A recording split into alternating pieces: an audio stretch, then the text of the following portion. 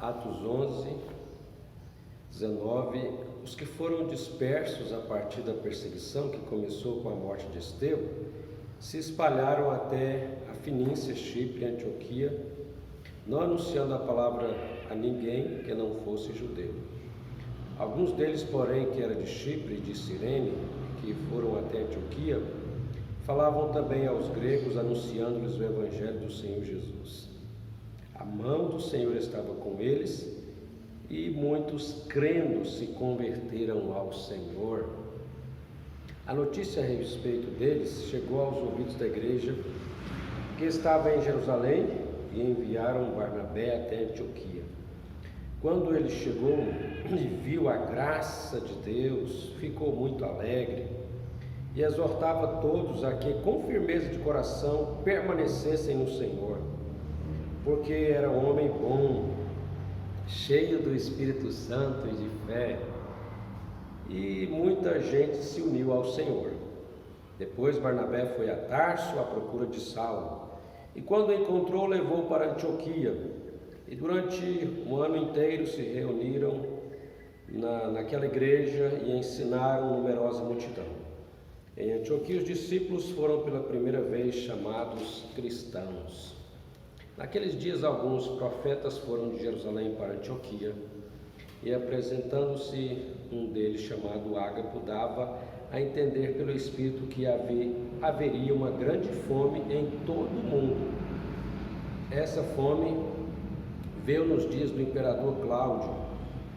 Os discípulos, cada um conforme as suas posses, resolveram mandar uma ajuda aos irmãos que moravam na Judéia, e eles o fizeram, enviando essa ajuda aos presbíteros por meio de Barnabé e Saulo. Amém.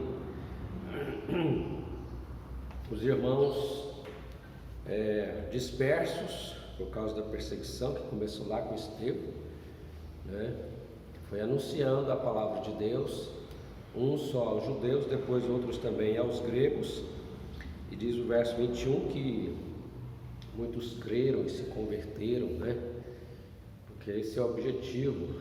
A semente é lançada e as conversões virão, Deus converte os corações. E aí a boa notícia também chega então a Jerusalém do que estava acontecendo, e enviaram Barnabé até Antioquia. Fico pensando aqui que toda igreja tem que ter um Barnabé. Estou lembrando aqui da música do Barnabé, tem que cantar essa música de novo, lembra? Era seu nome Barnabé, natural de Chipre, também chamado de José das Consolações, homem bom e piedoso, cheio de fervor e fé, homem de Deus. Aí Barnabé busca Saulo. Interessante que aqui, os discípulos são pela primeira vez em Antioquia chamados cristãos. Eu imagino porque eles estavam se identificando bastante com Cristo, Porque cristão, seguidor de Cristo, pequeno Cristo. E aí, aqui termina o verso 30 falando que primeiro traz o nome de Barnabé, depois Saulo, depois vai inverter, Aí passa Paulo e Barnabé. Mas antes aqui, Paulo teve essa ajuda, Saulo, que antes era Saulo, essa ajuda preciosa de Barnabé na vida dele. Então seja você um Barnabé na vida de alguém, ou na vida da igreja, para abençoar, amém? E aqui a gente vê também algo no verso 27, Deus levantou um profeta chamado Ágapo para dizer, olha, Deus já está avisando o povo de Deus que haveria uma grande fome, de fato veio na época do imperador Cláudio, mas o que a igreja faz? o verso 29 fala: os discípulos, conforme as suas posses, resolveram mandar ajuda aos irmãos que moravam na Judéia. A fome veio, mas